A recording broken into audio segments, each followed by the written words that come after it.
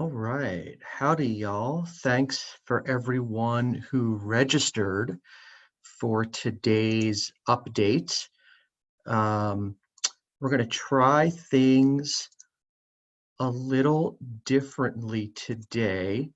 Number one, everyone is automatically muted. I am cautiously optimistic that the registration has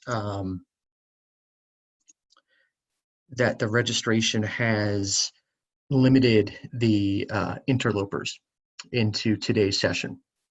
That is my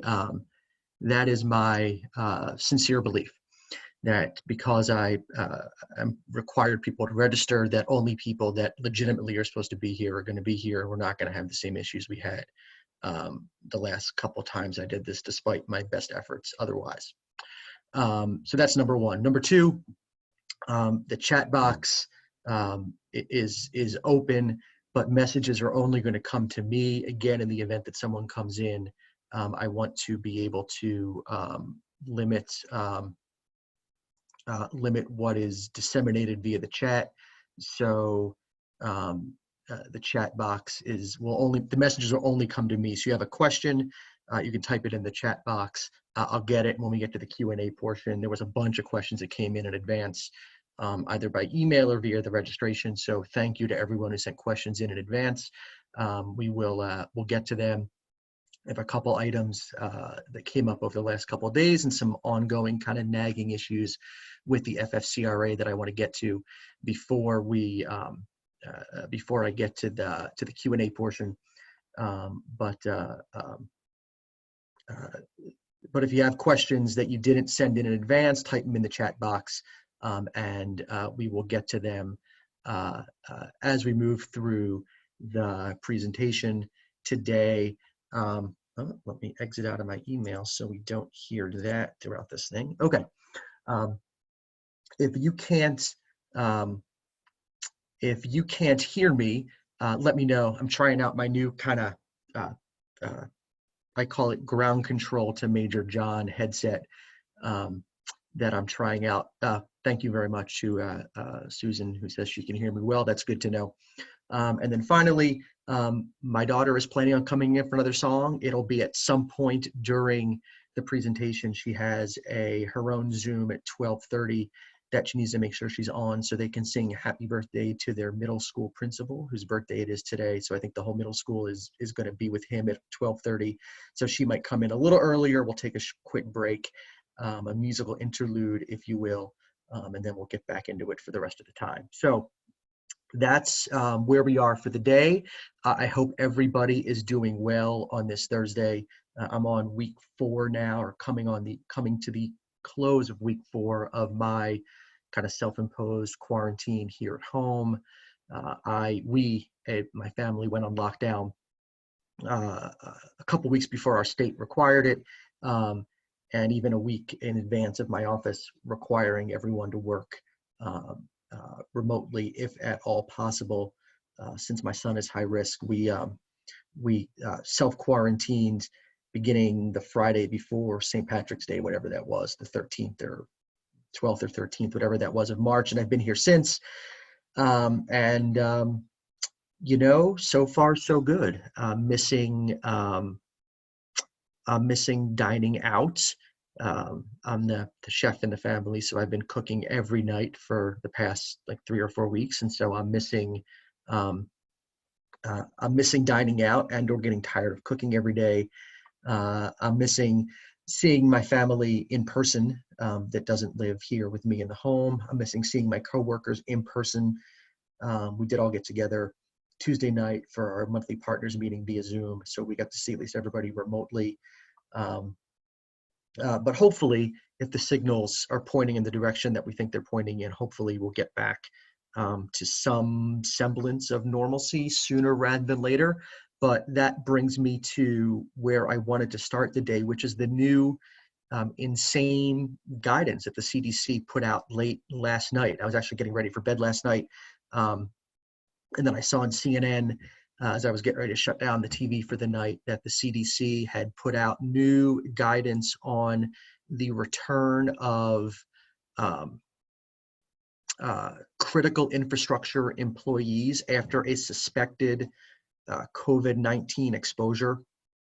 What are critical infrastructure employees? Those are employees in 16 specifically delineated industries. So we're looking at healthcare and public health employees, law enforcement and public safety and other first responders, food and agriculture, energy, water and wastewater workers, transportation and logistics employees, public works and infrastructure support service employees, communications and IT, community or government-based operations, critical manufacturing, hazardous materials, financial services, chemical industry, defense industrial base, commercial facilities, residential shelter facilities and services, and then hygiene products and services. All those employees are critical infrastructure employees. And the CDC says that those employees, if they have had a known or suspected COVID-19 exposure but are asymptomatic, they are free to return to work immediately. It has been my recommendation all along that any employee who believes they've been exposed to coronavirus self-quarantine for 14 days. We are reasonably certain that from an epidemiological standpoint, this virus has an incubation or latency period of up to 14 days. We know that you can be an asymptomatic carrier. That is, you can have no symptoms, and some studies peg that as high as 40 or 50% of carriers of the virus have no symptoms whatsoever. They'll never know that they're sick. But be that as it may, the CDC says that if you are a critical infrastructure employee, you can return, and you're asymptomatic, even though you believe you've been exposed, you can return to work immediately, provided that you and the employer take certain steps. So the CDC says the employer should measure the employee's temperature and assess symptoms prior to them starting work. It's unclear if that's on day one or every day or periodically throughout the day. It's unclear from the CDC's guidance. They say ideally temperature checks should happen. Ideally, they should happen before the individual enters the facility. It should actually absolutely happen before they enter the facility, and at the beginning of the workday, if this is the route you're going to go. The CDC says as long as the employee doesn't have a temperature or other symptoms, they should self-monitor under the supervision of their employer's occupational health program. They say the employee should wear a face mask at all times while in the workplace for 14 days after their last exposure. Say the employee should, as best as possible, maintain 6 feet of social distancing and practice other social distancing measures while at work. And then they say that employees and the employer should clean and disinfect areas such as offices, bathrooms, common areas, shared electronic equipment, and other things that employees might come in contact with. The CDC reminds employers that anyone who shows any symptoms whatsoever should be sent home. And then workplaces should be disinfected and cleaned. And the CDC also recommends contact tracing for anyone who has coronavirus-related symptoms. That is, if they are have symptoms, that you figure out who all they came in contact with, and then so those people can apparently not quarantine, but at least if they're asymptomatic, but at least take the appropriate measures. I'm ignoring this guidance. I think it's garbage.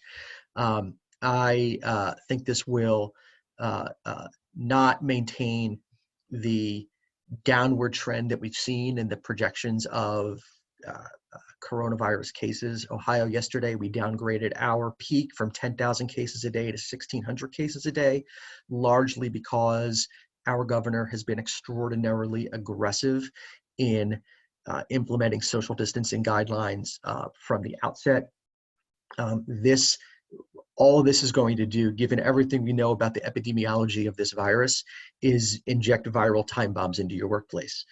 If we are not requiring people who believe they've been exposed to self-quarantine or to quarantine for 14 days, we have no idea if they're carrying the virus or not. And all we are doing is asking for them to come into the workplace, spread this to everybody in the workplace potentially, which will then lead to a viral outbreak.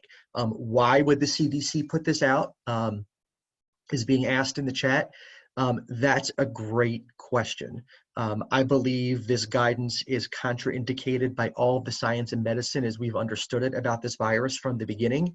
It's contraindicated by what we've seen done in China that has helped stem the tide of the virus and let them get back to their lives. It's contraindicated by everything we've seen done with the big outbreaks in Europe. Why would the CDC put this out? My guess, if I'm putting on my like super cynical political hat and I'm trying to keep politics out of this, I think for anyone who follows me online and any of the social media, you know I'm not a big fan of this current administration. So I've tried to keep politics out of this as best as possible because I think what's best for the country right now is not being political and kind of working and working together to move to come together as a country to best get through what we're dealing with now. But if I'm being super cynical, I think there's a lot of pressure coming from the White House to kind of test out measures that will let businesses open up sooner than maybe the science indicates they should. And I guess the best first place to start is with these critical infrastructure employees. So I think there's a lot of political pressure being exerted here, and I think that's why we've seen the CDC come out with guidance that I think is 100% contraindicated by everything we know about the medicine and science surrounding this virus. And my advice to my clients is going to be the same, which is ignore this garbage. If someone believes they've been exposed, at home for 14 days, period, no questions asked, end of story. Okay, let's get on to a couple of more questions specifically relating to kind of where we are with the Families First Coronavirus Response Act. I want to highlight a couple of questions that have come up and a couple of gray areas that I still think exist under the Act. Once I finish talking about that, I will then open this up for questions, starting with the ones that came in advance, and then we'll work our way through the chat box. And as I said, take a little bit of a musical break at some point through here, assuming that Norah can break away from wherever she is in her remote school day. Okay. One of the hot button issues, and I still see it coming through in the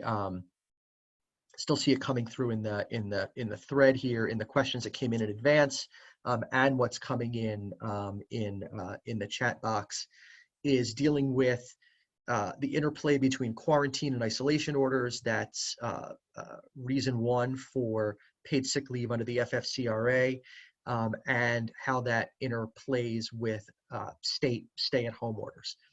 I can speak to Ohio stay-at-home orders, since that's the one that I'm operating under and the one I'm most familiar with. As I explained, I think when we were on this chat last time, and as I've written about over on the blog, our belief is, despite the fact that the DOL has said that state shelter-in-place or stay-at-home orders do qualify as quarantine or isolation orders, it's only if that order is the reason for the employee to stay at home. So if the employee is choosing to stay at home out of fear of a virus or whatever, but they otherwise work for an essential employer, then and is coming into work for that reason, but choosing to stay at home, the order is not the reason for them staying at home. Their choice is, so they would not qualify for the paid sick leave. I can, however, envision a couple of instances where a state shelter-in-place or stay-at-home order would qualify as a quarantine or isolation order. For example, if the state order requires employees with symptoms to stay at home, that would be a situation where, if the employer's open and has work for the employee to do, I can envision the stay-at-home order qualifying as a quarantine or isolation order to give that employee their 80 hours of paid sick leave. Similarly, if you look at Ohio's stay-at-home order, Ohio's stay-at-home order specifically says that elderly people and those who are vulnerable as a result of the illness should take additional precautions and stay at home, except as necessary to seek medical care. So under Ohio's stay-at-home order, by the letter of it, elderly people and those who are vulnerable as a result of an underlying illness are not supposed to leave their home to go work for an essential business. So I think in that case, if you have someone over the age of 65 or somebody with an underlying medical condition who wants to stay at home from work, even though there was otherwise work available for them at an essential business at the place of employment, that would be a situation, I think, where the stay-at-home order would qualify as a quarantine or isolation order, giving the employee their 80 hours of paid sick leave, even if they are not seeking a medical diagnosis or are not under a recommendation by a physician or healthcare provider to stay home. If they are in one of the at-risk categories, I think that would, in and of itself, at least as Ohio's stay-at-home order is written, would qualify them for their 80 hours of paid sick leave. Another open issue that we've seen, and something that we really are going to need some clearing up from either from the Department of Labor, but more likely from the IRS, is in regards to the child care leave that employees are entitled to take and for which employers can claim the payroll tax credit. The FFCRA and the Department of Labor regulations define child, right? So the person for whom you're staying home to care because their school is closed or they've lost their child care provider. The FFCRA and the DOL regs speak to child as a minor, someone under the age of 18. The IRS last week put out kind of some informal FAQ style guidance on the IRS's website discussing the mechanics of the payroll tax credit under the FFCRA. And the IRS said that a child for whom an employer can claim the payroll tax credit for purposes of this child care related paid sick leave or expanded family medical leave is child age 14 or under.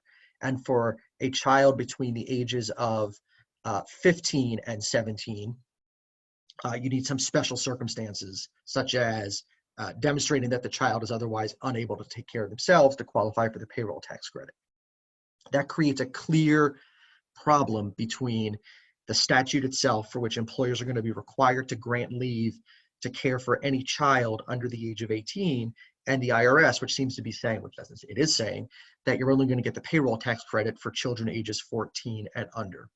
I believe we're supposed to be getting IRS more formal regulations from the IRS in the coming weeks, and I hope when that comes out, this issue gets clarified, because it's a huge discrepancy between what the leave that you as an employer have to provide and the reimbursement you're going to get for that paid leave from the IRS. There's this gap of 3 years of 3 years of ages in children. So for now, we're not filing 941s until June. I understand the payroll tax credit is self-effectuating. That is, you just kind of withhold the funds from the monies you're putting, on deposit with the IRS.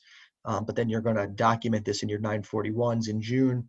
When you file them at the end of June, hopefully before we're filing our payroll tax returns quarterly, we'll get better guidance from the IRS clearing up this clear difference of opinion between who qualifies as a child. The last issue I wanted to bring up before we, as I shuffle my notes, before we get to the issue of before we get to the questions that people asked, there was a lively debate going online this morning over what forms are required to document paid family leave under the expanded FMLA or paid sick leave, the emergency paid sick leave provisions of the FFCRA.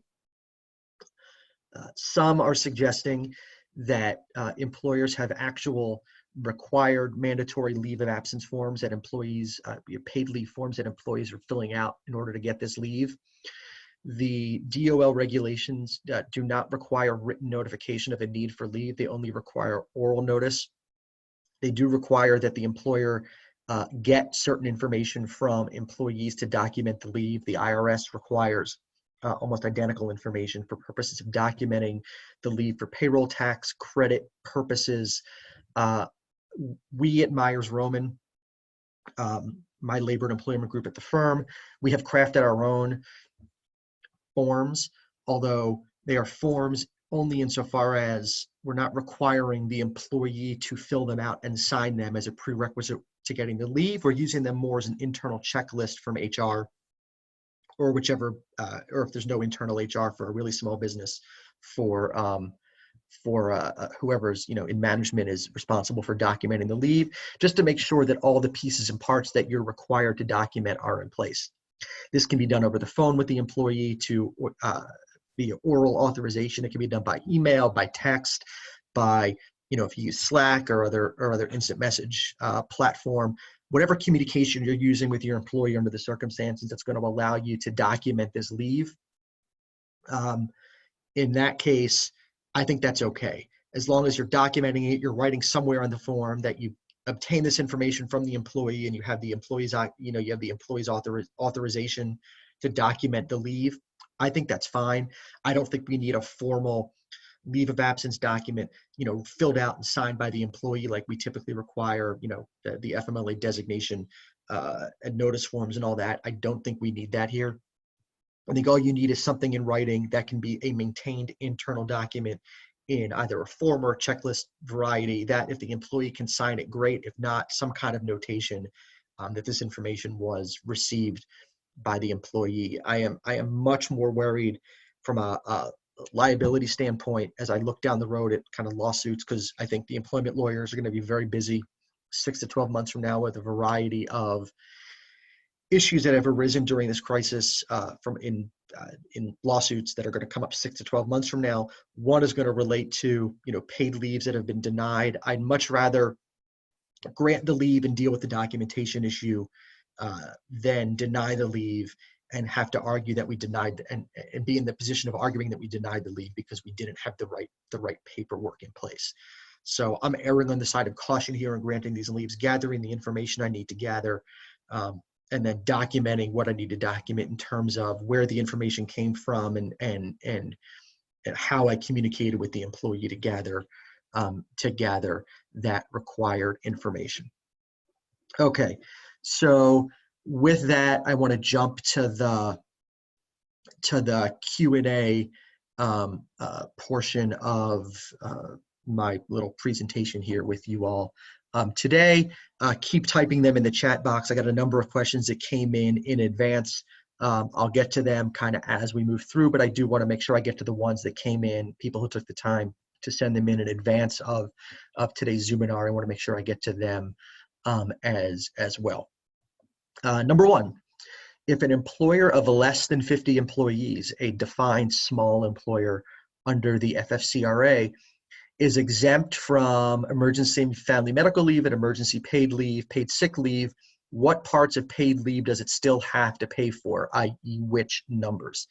So the small employer exemption to the FFCRA, very importantly, only applies to the child care related paid leave of absence provisions under the emergency paid sick leave portion of the act, and then the emergency family medical leave, which only applies to the child care. The small employer exemption does not apply to leaves of absence related to a government quarantine or isolation order, the employee's own quarantine or isolation at the advice of a healthcare provider, an employee who is seeking diagnosis or treatment for coronavirus or coronavirus-related symptoms, or to care for an individual who is under quarantine or isolation at the advice of a healthcare provider. A small employer, whether they meet one of the 3 criteria for the small business, for the small employer exemption, that is, can't afford to provide it, the employees that are requesting it are so important to the operation that you can't operate without them there, or the number of employees is so many that you won't be able to meet, that are requesting the leave, you won't be able to meet minimal operations if you grant leave to them. Even if you meet one of those 3, you still have to provide paid sick leave for reasons 1, 2, 3, and 4 under the Act. You don't have to provide paid sick leave for reason number 5, the child care related leave provisions, and then for the emergency paid, the emergency family medical leave. Okay. Next question. Can you provide some clarification on the requirements and shelter-in-place orders do not qualify employees for leave? Yeah, and just to reiterate or dovetail or to provide a little more clarity to what I said at the top of the presentation, we do not believe that these shelter-in-place or stay-at-home orders in and of themselves qualify employees for paid leave under the FFCRA as a government isolation or quarantine order, because the order, the stay-at-home order, is not the cause of the employee not working. If there is language in the specific order that requires an employee to stay home, employees who have fevers are not to leave their homes. Employees who have coughs or shortness of breath are not to leave their homes, or employees with coronavirus-like symptoms not to leave their homes.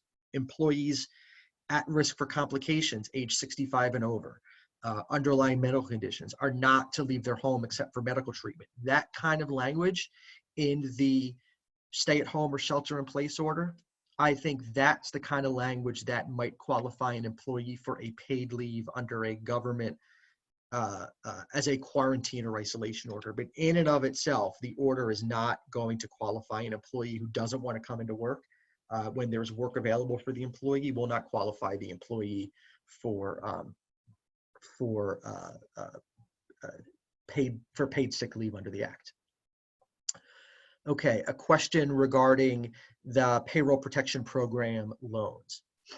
If we provide payroll under FFCRA, so we're providing paid sick leave or paid family medical leave under the FFCRA, how will that affect the Payroll Protection Program funding as we need the PPP funds? Are these separate programs? Is there overlap? Would we have to deduct the benefits received from the FFCRA payroll tax credits from PPP funding? Okay. Very complicated question. It comes up a lot. Lots of businesses are applying for these payroll protection program, small business loans. Best of luck as you're applying. My understanding is the banks are severely backed up in processing the loans and funding the loans. If you've applied for and have gotten money, I would love to know that.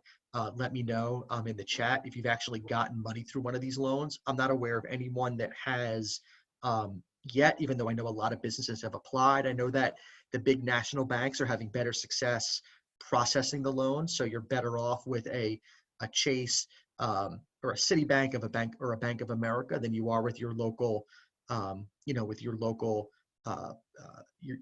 with your local or regional bank. But as to the specific question, the amount of payroll, here's the way it works, the interplay between the PPP and the FFCRA.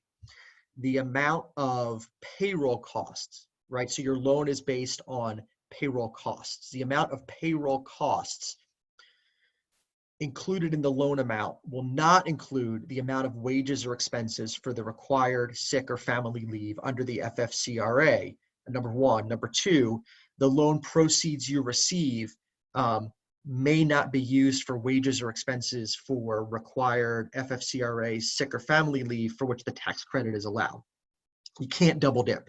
So if you are getting SBA funds through this payroll protection, one of these payroll protection program loans, you cannot use those funds to pay sick leave or expanded family medical leave to employees if you're then going to later claim and obtain a payroll tax credit from the IRS for those funds. That'd be double dipping. You're not allowed to do that. It's one or the other. If you're not going to claim the payroll tax credit, then you can use those funds for that paid sick leave or paid family leave. But if you're claiming the payroll tax credit, that's your reimbursement, and you can't dip into your PPP loan funds in order to reimburse yourself for that paid sick leave. Childless employee who gets sick, we only need to pay them for 80 hours of pay, keep their job for them, and keep them on health insurance. Correct. It seems you are better off salary-wise taking care of a healthy child than contracting the virus.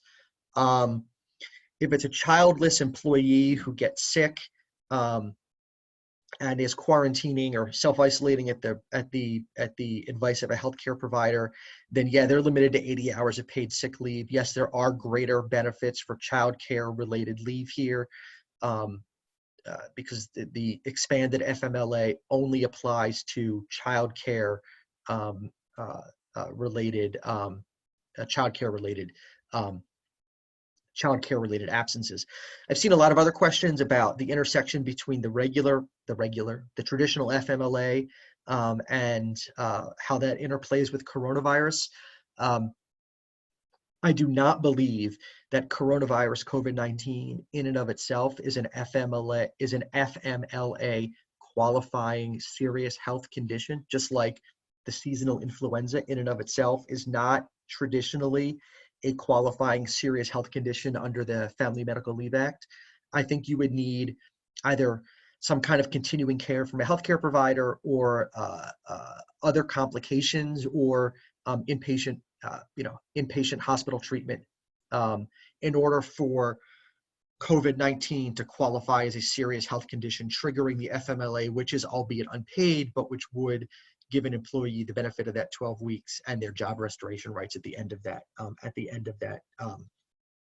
12 weeks, at the end of that 12 weeks of leave. What are an employer's rights regarding pay cuts for salaried employees? We see this come up in the context of furloughs. If you are going to furlough a salaried exempt employee, do not merely cut their hours on a weekly basis. The way the FLSA's rules work is that once a salaried employee works minute one during the work week, they are owed their entire salary for that week. So if your answer in furloughing a salaried employee is to say you're only going to work 75% of your hours during the work week, but you don't make any adjustments to their salary, then when they work minute one during that week, even if you're telling them only work at 75% capacity, you are going to owe them their entire salary. The better way to do it under the FLSA, to make sure that you are actually furloughing the salaried exempt employee, that is paying them less during the week on a prorated basis for the hours that you want them working, is to implement a temporary salary cut prorated to the amount of hours you want them to work. So if you have an employee that's earning a salary of $1,000 a week, you only want them working at 50% capacity, you're going to cut their salary from $1,000 a week to $500 a week. I understand that's going to bring them under the current salary threshold. That would make them non-exempt. In theory, they're not going to be working more than 40 hours in a week anyway. If they do, you're going to have to owe them overtime at that point. But let's say instead you're going to cut them to 75% capacity. So you're going to cut them from $1,000 a week to $750 a week. They're going to maintain their salaried exempt status. And they are, as a condition of continuing to be your employee, they are going to agree to work this reduced salary for the time being. They're going to get paid that reduced salary no matter how many hours they work during that week, but presumably they'll only be working at three-quarter level for that reduced salary. I've had some employers ask me, can we furlough them on a weekly basis, work 3 weeks in the month, on 3, off 1? The answer is yes, it's another way to do it, but during that week they're off, they have to really be off. So if they are checking emails during that week, for example, even one time, there's an argument to be made that they're due and owed their salary for that entire week, which defeats the whole purpose of the furlough. So the best way to do it is cut their salary, and that if you're cutting their salary and then they're working a reduced schedule as a result, that will then also open up for them unemployment under the various unemployment expansion programs under the CARES Act. And as we've seen, the various states roll them out. Employees that have their hours cut are now eligible for unemployment under the various short-time compensation programs made available by the CARES Act. So they will be able to tap into the unemployment system to help make them whole for the hours that they have lost. Okay. You know what's weird is that, so I just did this because my contacts are bugging me, like allergy season, and I'm so self-conscious now. Like every time I go near my nose or my eyes, I can't watch like a TV show anymore where people are in close quarters with each other, because it gives me the heebie-jeebies to see people, you know, shaking hands or hugging or whatever. I don't know at what point I'll be able to feel comfortable like doing this again or getting in an elevator at work or shaking someone's hand in a meeting. Oh, it's going to take a long time to readjust to kind of where we've been for the last month or so. Anyway, sorry for the interlude. Any information on OSHA occupational health plans? Not exactly sure what this question is asking, but I can direct you to OSHA.gov. OSHA, you can go to my blog yesterday, coronaviruslaw.blog. One of my posts from yesterday had a list of the various resources that OSHA has published over the last few weeks dealing with coronavirus in the workplace. But one of those that you'll find linked over there is a great guide that OSHA has published entitled Preparing Workplaces for COVID-19. It's a 25-page PDF that lists all of the things employers should be doing to prepare their workplaces for COVID-19. As I mentioned on the blog yesterday, there is no specific OSHA standard on coronavirus. It doesn't exist. What OSHA has is its general duty clause, which requires employers just to generally provide employees with a safe and healthy place to work. If you're not doing things to keep your employees safe, such as maintaining appropriate social distancing, such as providing the appropriate chemicals for employees, hand sanitizing chemicals and soaps and things like that, reminding employees about hand washing, environmental cleanings to, periodically disinfect workstations, shared equipment, common spaces and whatnot. You're likely not doing everything you should be doing to meet your general obligation to provide a safe and healthy workplace for employees. If you're looking for more information on this, I'm happy to talk to you offline about putting an appropriate, COVID-19 responsible occupational health and safety plan in place for your business. But the OSHA website, and particularly its Preparing Workplaces for COVID-19 guide, is a great place to start. Would an employer be able to pay 2/3 of an employee's rate for intermittent leave if they are salaried exempt without losing that exemption? Great question, one I've gotten more than once over the last few weeks. The answer is absolutely yes. Typically, under the Fair Labor Standards Act, if you make deductions from an exempt employee's pay on a less than full week basis, that employee, and not just that employee, but all employees that work in the same job classification as that particular exempt employee, will lose their exemption for that week, because you are no longer treating the employee as a salaried employee. You're making a deduction based on hours not worked or hours missed. Therefore, you are treating them as an hourly employee, and as a result, the Fair Labor Standards Act says if you're going to treat them like an hourly employee, we're going to treat them like an hourly employee, which means they lose their exemption for those work weeks. There are exceptions, however, to that rule, and one of them is for intermittent leave under the Family Medical Leave Act. And so if you are paying, if an employee is taking intermittent leave under the FFCRA to care for a child, the only reason permitted for intermittent leave under the FFCRA for an on-site job, if an employee is remote, an employer and an employee can agree on any intermittent leave arrangement they want. But if the employee is coming into the workplace, only allowed for child care related leaves, because the Department of Labor, I think correctly, doesn't want employees that have been exposed to coronavirus coming back into the workplace on an intermittent basis. The CDC, as we talked about at the beginning, obviously disagrees.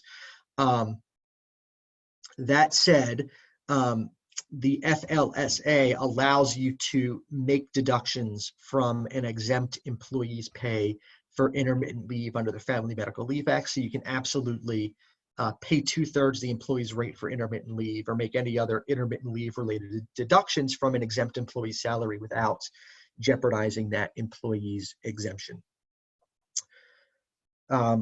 Would it be problematic to set up an FFCRA policy that states the company will pay the full rate of paid sick leave up to 80 hours, no matter the qualifying reason for the leave, even when used for childcare purposes, and will pay 2/3 the rate for the additional 10 weeks of paid EFMLA time per the regulations? No, you can absolutely do that. You can, the FFCRA, like most laws, is a floor, not a ceiling. You are always able to do more if you want to do more for your employees. However, there's always a but, right? The but is that your payroll tax credit from the IRS will be capped at that floor.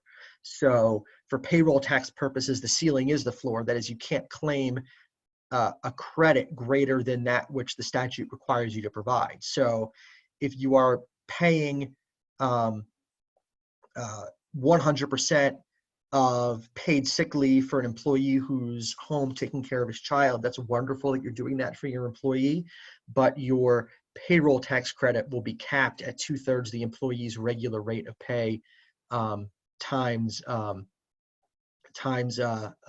capped at $200 a day. So you can't claim the payroll tax credit in an amount greater than that which the statute requires you to provide. But if you want to do more for your employees and don't care about not getting it back from the IRS, more power to you. I think that's awesome. I think that's awesome that you want to do that. I'm going to check in with the daughter here, see if and when I need to break. Okay. Next question. Will employees on partial unemployment be eligible for the extra $600? The answer is yeah. The CARES Act does make the additional, its additional $600 in unemployment benefits available to employees on this kind of short-time compensation program. That is, employees who are furloughed or not working their full hours still have the ability to tap into that extra $600 payment. Okay, in regards to the FFCRA, are we required to have a policy? There doesn't seem to be a consensus on the answer to this. The answer is no. You're not required under the statute to have a policy. The only thing you're required to do is post the required employee rights poster, which I understand today, even though the DOL said you're only required to post it in English, my understanding is today, if you go to the DOL's posters website, you will find the poster in languages other than English, even though you're only required to post it in English. So all you're required to do is post the required employee rights notice. However, this paid sick leave and paid family medical leave is new for employers. It's new for employees. It's going to be a paradigm shift for how a lot of us are dealing with our employees dealing with paid leave.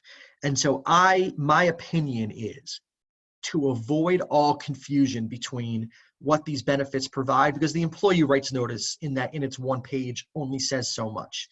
And it doesn't say all the things you want your employees to know, such as how you're going to take notice, how paid leave is going to interact with employer paid leave, PTO is going to interact with the paid leave under the statute, intermittent leave, job restoration rights. I think job restoration rights might be mentioned on the poster, but there's lots of things that aren't on the poster that you want your employees otherwise to know, so there's no misunderstanding down the road.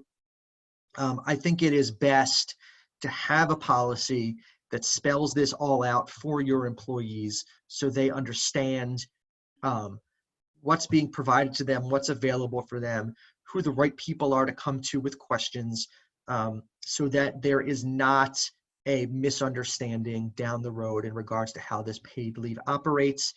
If you don't have a policy and you want a policy, it is something that we have done and are providing to our clients, along with the, this is going to sound so sales pitchy, and I don't mean it to sound that way, but we're doing it as a kind of one-stop shop solution for our clients. We're selling. Like, so how does it not sound sales pitchy? We're selling the policy and our leave forms, which I said at the beginning are really more of a leave checklist for the documentation required to be kept. And we're selling that to our clients for kind of for one flat fee price. If you want information on it, you know how to find me. You can hit me up after the fact. And I'll happy to talk through with you offline what we have available, and what we are doing, what we're doing for our clients. What are your thoughts about an employer requiring healthcare providers to be tested for coronavirus? I think that's awesome. I think my thoughts are, if the tests are available, they are probably the ones who should be tested, because we know that exposure rates among healthcare providers are exponentially higher than the general population. I think I've seen as high as 1 in 5 healthcare providers are testing positive. And we want to know if healthcare providers have coronavirus. We want to know to the extent antibody tests are being rolled out now. We also want to know if healthcare providers have the antibodies such that they might have some built up immunity to the coronavirus. All things we want to know, because we want them, if they are either carriers, if they're carriers, we want them out of the workplace. I think, even though the paid sick leave provision allows healthcare providers to be exempt from the statute and you don't have to pay them paid sick leave, it's countervailing policies here, right? Do we want them home not working, or do we want them in the workplace caring for people? I think if they're sick, they should be home, and I think the best way to know that if they don't have symptoms is to get them tested as best we can. Okay, we still have 15 minutes left with the Q&A.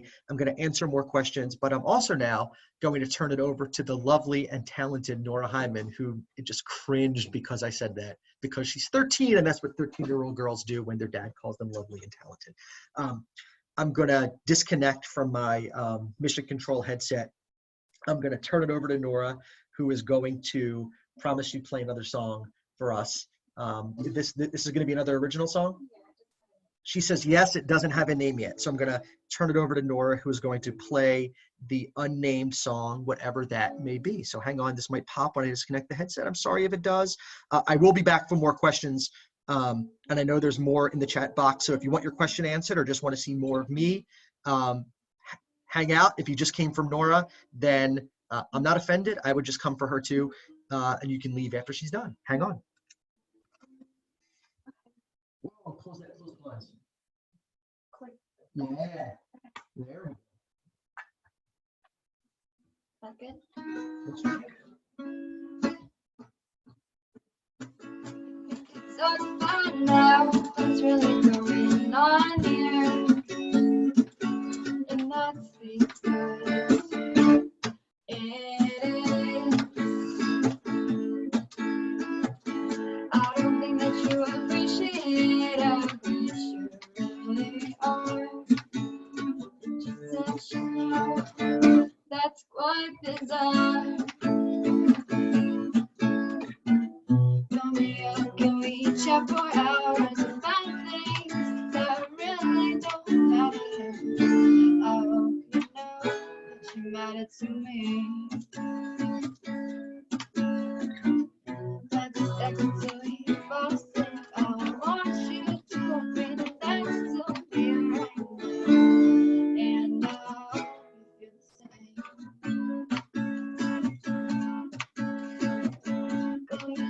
Please go and false, but I really think that you're my favorite person to talk to all night long.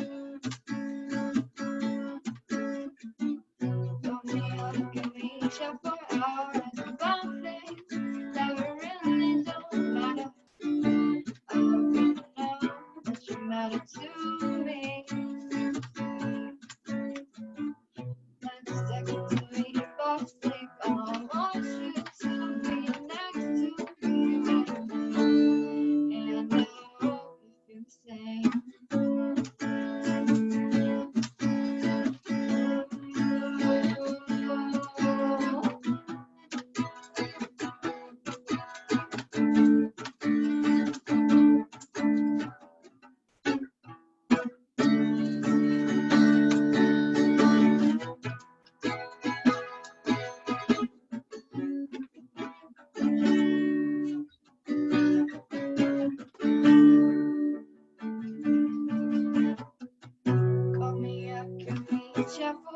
hours about things that really don't matter.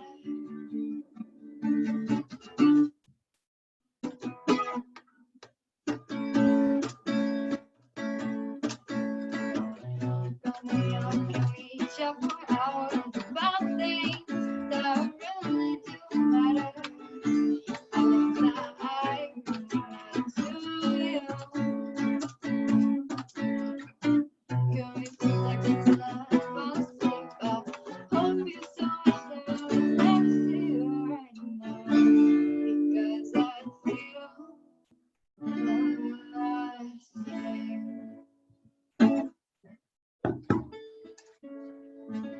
There's the song. Thank you, Norah. You're welcome. All right, go back to school. She said yay, she can go back to school. Oh, let me get myself adjusted here. Okay. The feedback I've gotten is that people seem to like that. So that's why I've asked her to kind of keep doing it, because I think we need stuff to distract us from the mundaneness of coronavirus. So that's why I'm having her do it. If you don't like it, then well, I guess you don't have to come to my little thing here. But we're gonna keep doing it as long as I'm doing these. So, okay. Next question. Some employers, back to the law stuff, some employers want employees to certify the reason for FFCRA leave after leave, so the employer will have an enforcement/disciplinary document. The FFCRA says the notice can't require anything more than the info specified in the regs, but this limit does not seem to apply to the actual documentation. What do you think about the certification idea? Yeah, I mean, it's up to each employer. I think a lot of this comes down to trust, how much you trust your employees in these situations. I think if it's something you want to do, I agree that the regulations themselves speak to that you can't require more for notice. It doesn't necessarily speak to certification itself. And so I think if that's something an employer wants to do from a verification standpoint after the fact, but again, a lot of this is really going to be taken on faith. Like, how do you prove that the employee was the only one available to take care of their child? All you can require is the name of the healthcare provider. So how do you prove that the healthcare provider really required the employee to be quarantined or self-isolated? I don't know. I think a lot of this comes down to trust and how that plays out, after the fact. I think we will find that employers are going to discover that employees exaggerated, lied, and or stretched the truth. It's going to result in terminations, and I think we're going to end up with a rash of pieces of litigation dealing with this breed of stuff.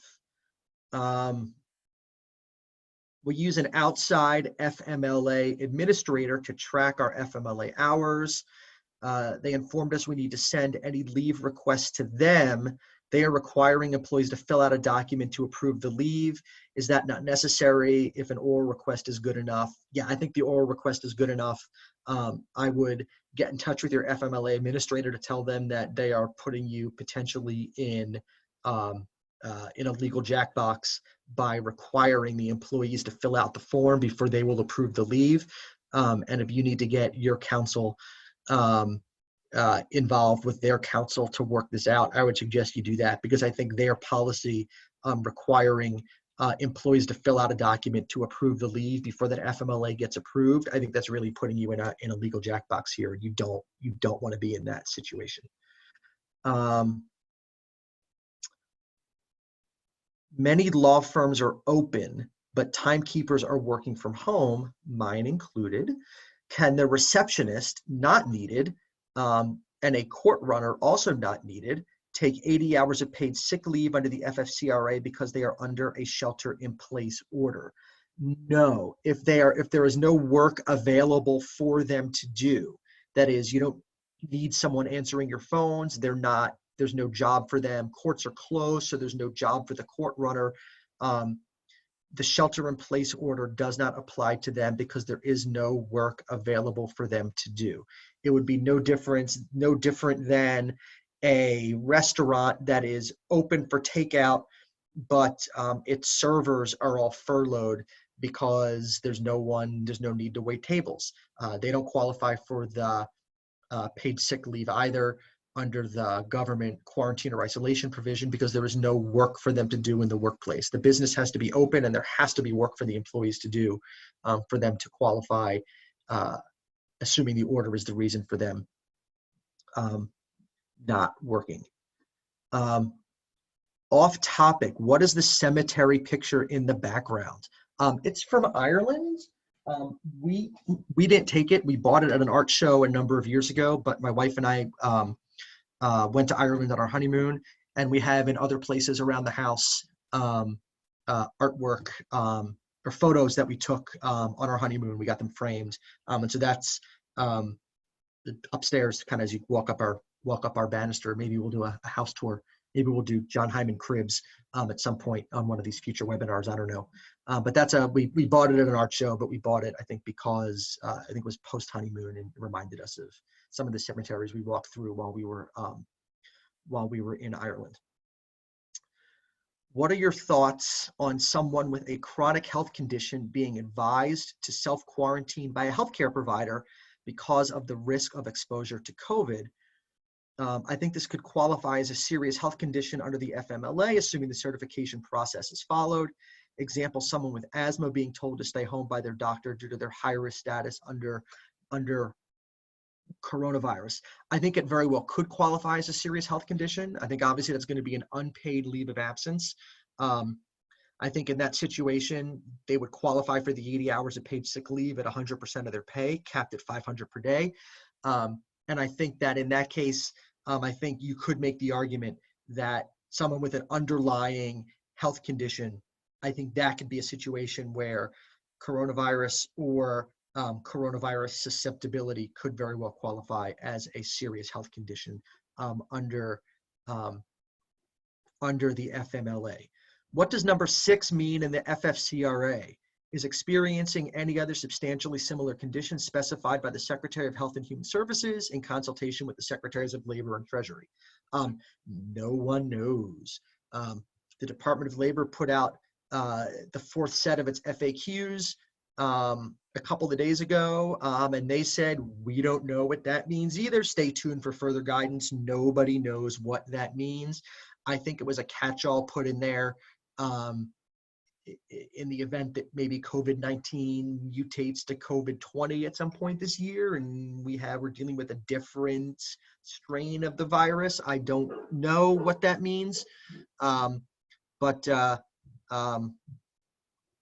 regardless, nobody knows, including the Department of Labor, what reason number 6 means, which is why all the guidance I'm giving relates to reasons 1 through 5, because reason number 6 remains a mystery.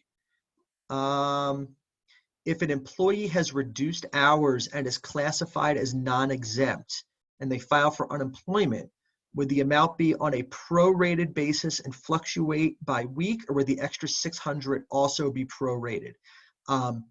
Their claim, I believe, would be prorated. And as for the $600, Bob, I am not sure, but I will get you an answer offline, and if somebody knows, they can type that into the box, and I will happily share. How would you suggest to communicate to employees who are on FFCRA leave in terms of how they are being paid, etc.?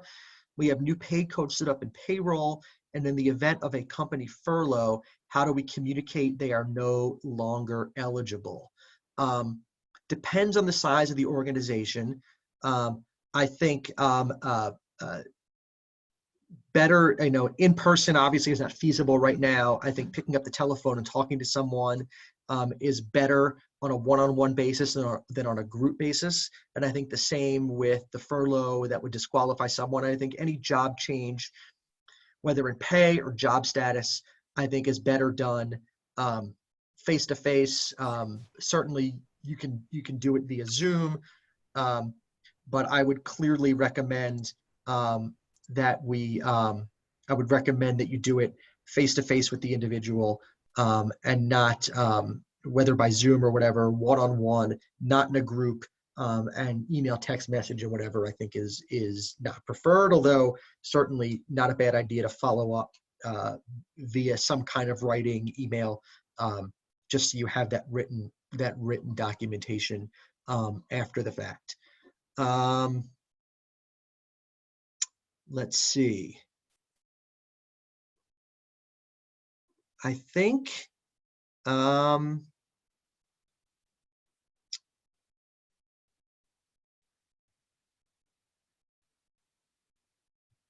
they eligible for FFCRA? Oh, last question I'm going to take today.